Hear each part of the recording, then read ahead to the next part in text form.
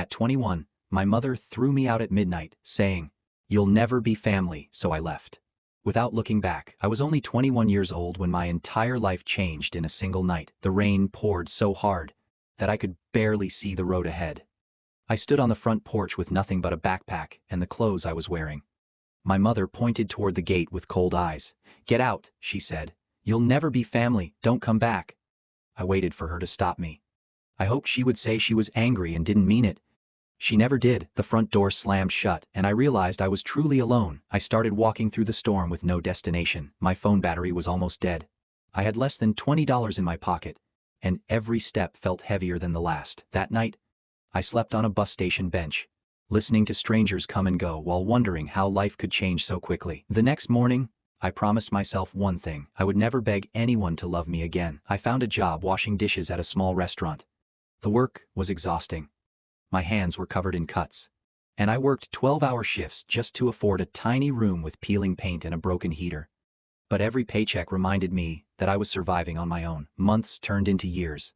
I learned new skills, took online business classes at night, and saved every dollar I could. Eventually, I landed a better job at a technology company. I worked harder than anyone else because I knew exactly what it felt like to lose everything. 5 years later, I started my own business.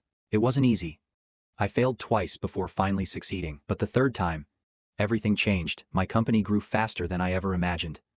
I hired employees, opened an office, and finally bought the dream house I used to picture while sleeping at the bus station. One afternoon, my assistant told me someone was waiting in the lobby.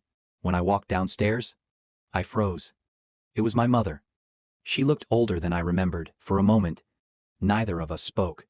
Then she quietly said, "I heard you've done well for yourself." I nodded. She looked around my office and whispered, "I made mistakes. Can you forgive me?" Years ago, I dreamed about this exact moment. I imagined yelling.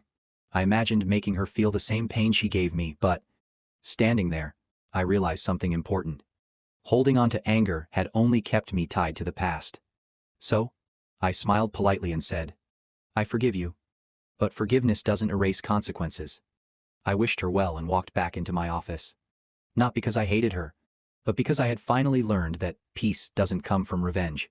It comes from choosing a better future than the one you were given. That rainy night, when I walked away with nothing, felt like the end of my story.